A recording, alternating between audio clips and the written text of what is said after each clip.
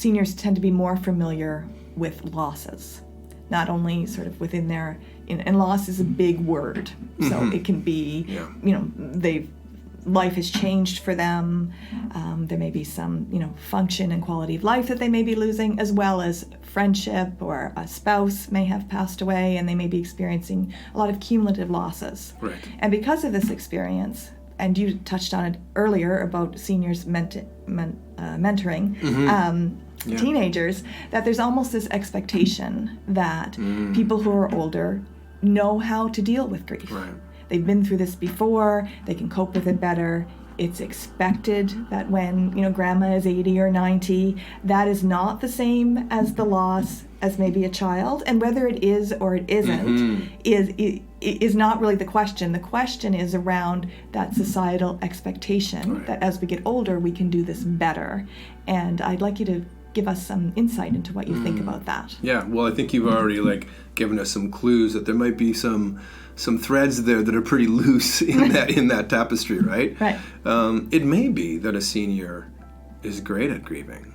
Loss is a huge part of life. I think a mature human being, one of the definitions of a mature human being would be someone who is really acclimatized to living in a loss environment, who understands that loss is just part of life, and that we have found ways to adapt, to feel emotionally what that means in our bodies and in our feelings, to allow our relationships to be supportive, to experience grief not just as an individual experience, internally, but rather as a collective, communal experience. That's certainly how grief wants to be experienced, and that's how we're designed to be experienced.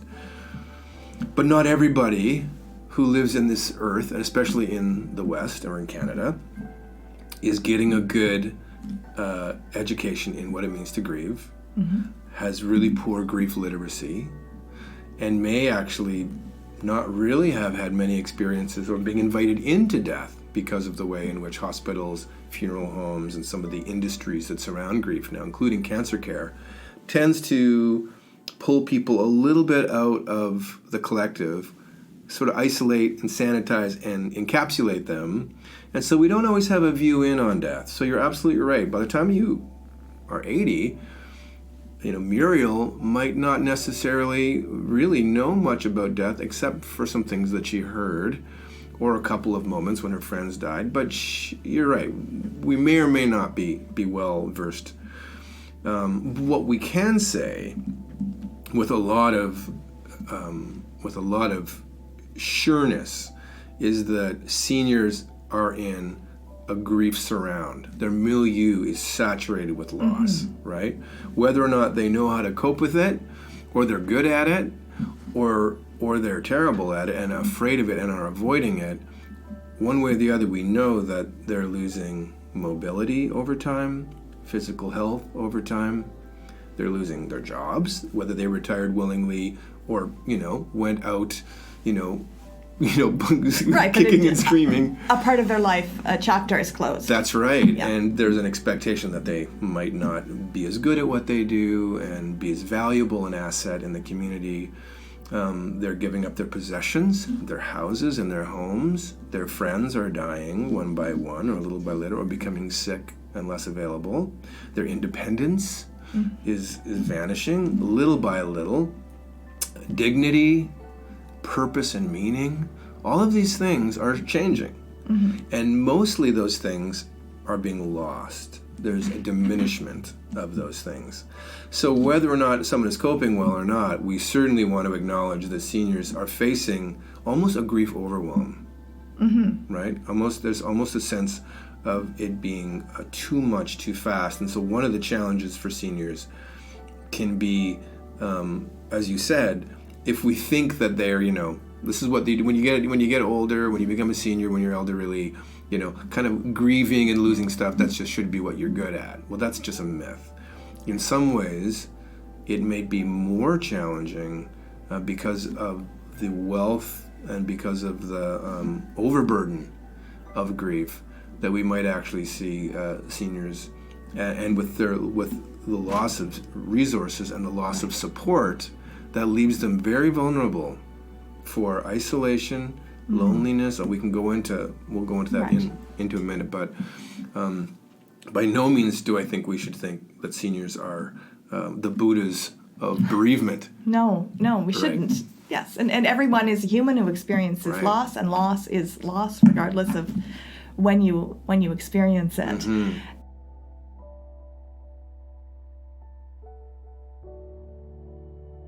There's a 10 to 20% of people who actually really struggle with it. And those are the people that we want to keep an eye out for. And those are the people that we want to sort of be tuned into some issues. So one of the things that we can do to help ourselves and others is to watch for some of the signs of grief moving into depression. Right. So sadness is normal, and sadness looks like depression a little bit sometimes, except the difference between grief and sadness is that, and depression, or sadness and depression, is that depression will be chronic, it will stay low, and it won't bounce up. Someone, let's just say, Bob loses his wife, and he feels really low and depressed. Yeah. But then he goes to see his grandkids, and he has a wonderful afternoon with them, kind of forgets a little bit that how sad he is that he's lost his wife. But then when he goes home, his mood drops again. That's classic grief, where you bounce up and you come down, and you bounce up and you come down. In depression, the flatness stays. You'd go see the grandkids, but you wouldn't feel any joy in that. You might not feel any sense of pleasure or even excitement to see them. You might feel pulled in, withdrawn, a little dissociated. So one of the things that we can do is watch for when our moods are getting a little bit chronically trapped and a little bit chronically sort of stuck in the stickiness of loss after about 6 months. 6 months is the point when if someone really isn't like seeing that their mood can fluctuate and breathe a little bit more. Ups and downs are very, very normal in grief. Feeling times of life and hope and future orientation, and feeling like you can see a way forward, you'll be okay, you love the person and you can remember them and think about their face without dropping away. But then there's periods of sorrow, hopelessness, and feeling lost and in denial that life will ever be okay. So that's a very natural flow up and down, Colleen. But if people get stuck downstairs, and we see that going on after 6 months for longer than a couple of weeks or a couple of months, then I would start to ask some questions like do you feel like you're ever going to be happy? Are you feeling any feelings of hopelessness, like not being alive, like just rather maybe not be alive? Just carefully checking out what the level of their despair is.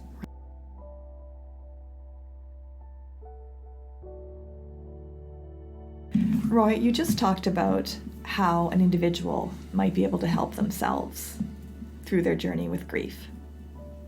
If I'm worried about someone in my life, if I'm worried about my mom and my dad has passed away maybe 3 or 4 months ago, can you provide me with some advice as to what I can do from a practical perspective to help Mom through her journey, or to help my aunt or my neighbor cope with this? What are some things I could do? Right.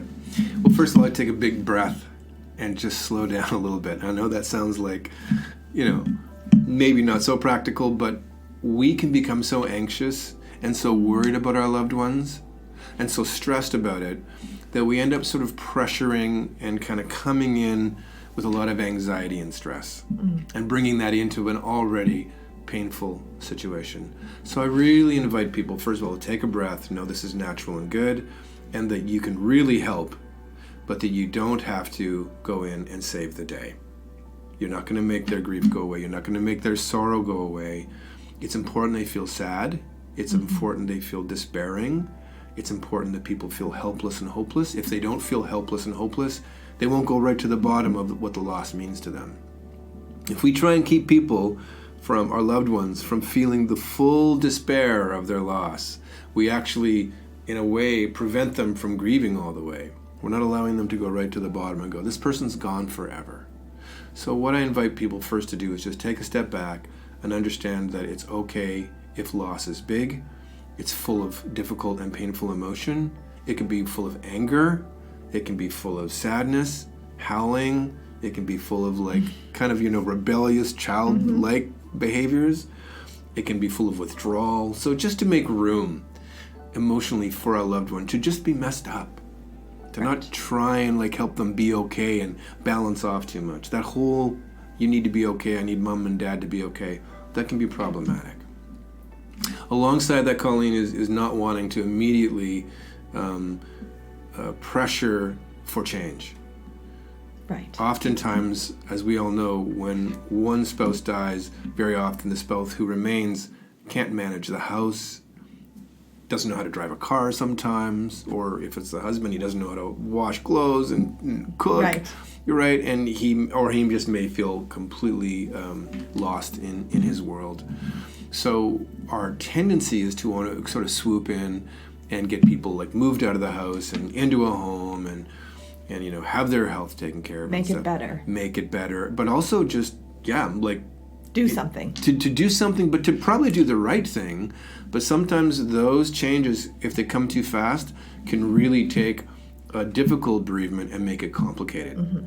And complicated grief is when the person becomes so overwhelmed with the grief and preoccupied with the death of the person and yearning for them because everything is gone.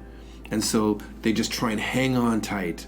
And that yearning and pining and hyper-focused on the deceased can become, it's their life raft. So if everything else has changed too fast, you're going to hang on tighter, right? Right. And that can create a little bit of stuckness and a little bit of prolonged grief or complicated grief.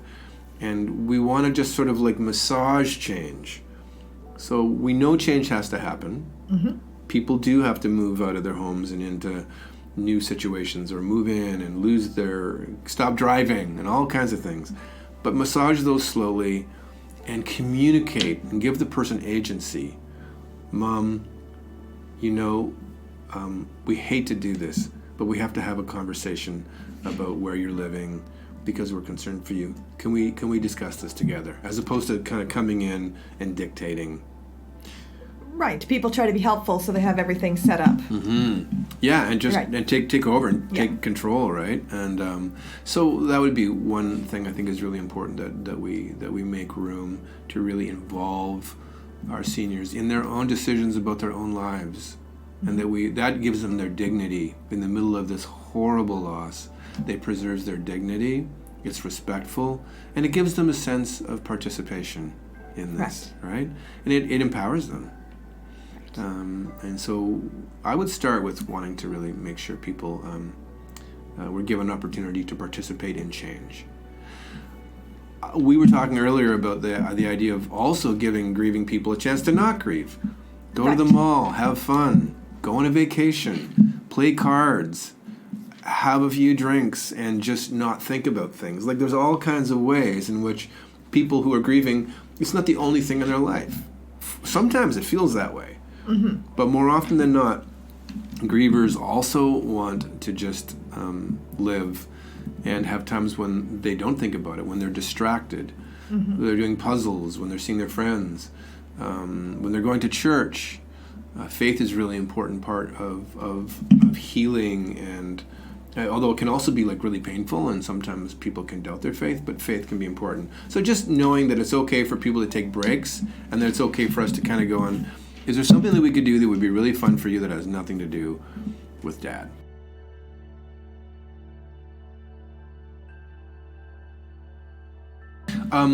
First of all, to know that the things that you do don't have to be successful. Mm-hmm. In other words, if you're thinking that I'm going to take my father out to Tim Hortons for a coffee and that'll be good for his soul, and he gets there and he weeps, that's okay. Right, like our job isn't to sort of like make the feelings go away. Our job is just to be with the other person and see what happens and join in with them. It's really coming alongside. So I think one thing about all of these practical things is just be careful to not have an agenda for expectation. Right, for making feelings lower, making sadness lower, making anger lower, making despair lower. If that's your goal, you may be sadly, and also it may not be the goal of your loved one. No. Right? So, but yeah, going and doing things with them, coming over for visits, calling and checking in, remembering important dates.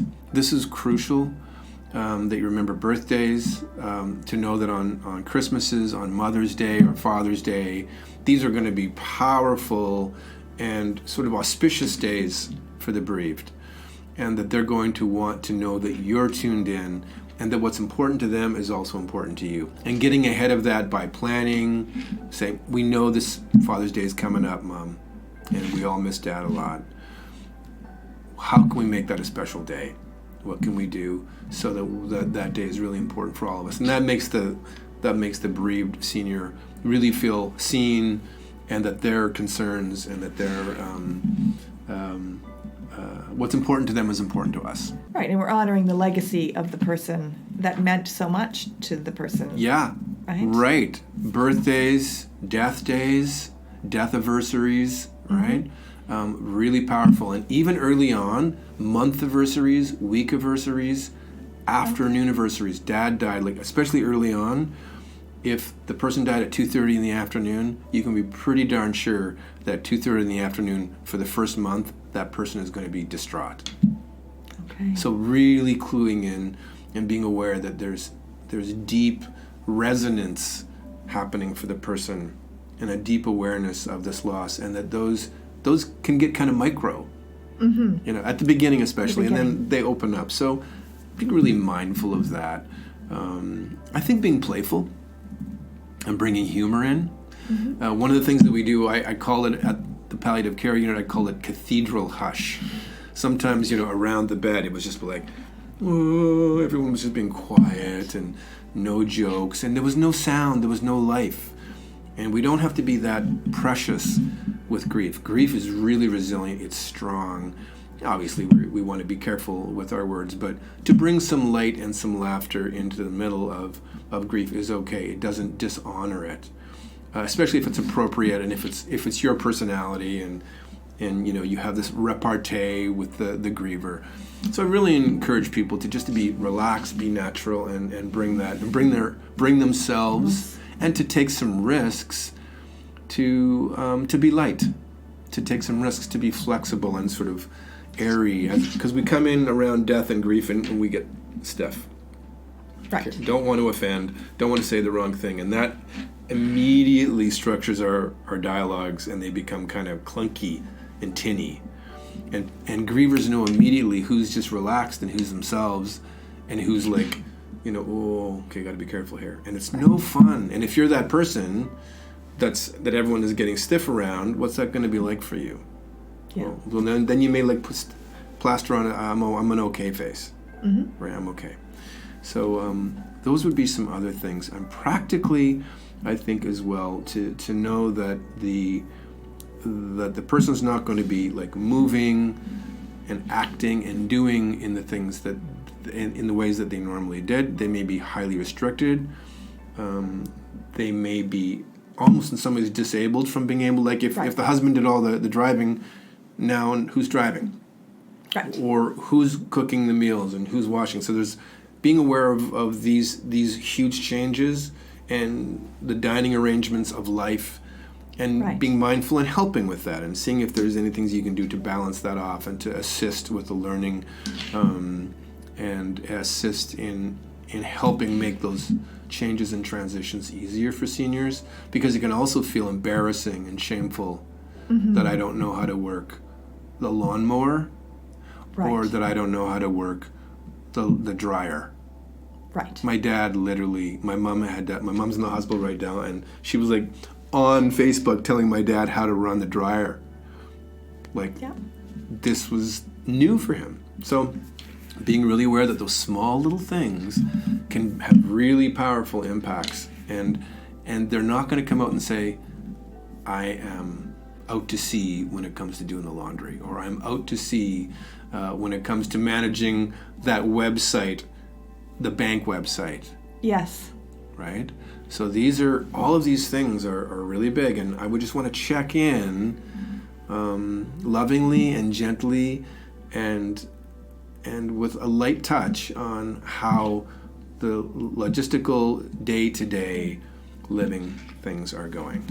Right, and would you encourage people, if I say, Mom, I'll take you to church on Sunday. She says no. Check in. If you knew this was something she did regularly, to check in next week. Mom, do you want to go to church today? And just kind of letting people know that you're available. Yeah. Absolutely. This is such a tough one because we want to give people their freedom, but we also want to be encouragers. Yeah. And there's a fine line between nagging and being like, I know you love church. What's going on? I would add that to it, how you feeling about church right now? What's going on for you right now? I think I would just ask a loving, curious question. More of a question. Right. You've loved church so much. What's going on for you right now? What's the obstacle for going to church? Well, I go there, I'm just going to cry, and everyone's just going to be watching me, and I don't want to be the center of attention. Fair enough. But at least then there's some understanding. There's an understanding. And then you check in again a few months later and see. Yeah, exactly. I think being flexible and open and really giving people agency, giving people permission. But then also, in grief groups, sometimes I'll go around and I'll ask people, do you want to say something? And they won't say something. Right. And I'll come around again, I'll ask them. And on the third time, they'll finally go, okay, I'm ready. Right. So I really believe in the persistence of compassion. Right? That if we just get shut down, and people will shut us down in grief, seniors will shut us right down. There's none of your business. I don't want to talk about it. Keep knocking on those doors, especially when the door is shut hard. I think it's important for people who truly love that person to come in and keep knocking. And sometimes you just have to sit them down and say, and I say this most respectfully, you can't just shut us out. Right. There's a point when that's dangerous. Mm-hmm. Now, we appreciate that you need privacy, Pop, and we appreciate that you're trying to protect us, but not calling us for a week. And, we know you're not shaving, and we know you're not eating, and, you need to know that we care about you, and we need to participate in your life to some degree. Can we talk about what that would look like? I think there's a place for that sort of slightly assertive love and assertive compassion, because people, without each other, people can get in trouble. Right. But we also don't want to force the door, kick the door open. Right. But loving assertion, loving compassion, assertive, caring, persistent compassion, right, I think is really important. But also trusting that the person will come out of it. I worked with a woman one time who stayed in bed for a year. She literally, after her husband died, she went in bed. She stayed in bed. She got out of bed to do grocery shopping, to see her grandkids, and to come see me. And then she sat in bed. Because that's where for a year, he had been sick in bed with cancer, and that's where they lived. They lived in bed together. That was her home. It wasn't like, she wasn't there because she was avoiding the world. She was there because that's where they lived together. And so she was returning to the place that was the most comforting to her. And once I understood that, it didn't seem like such a strange thing. And after a year, she got out of bed and started to live her life again. So it's important that we understand and ask good questions. Why are you doing this? What is that meaning to you? What's the purpose of being in bed every day, Mom? Well, I just feel more comfortable here.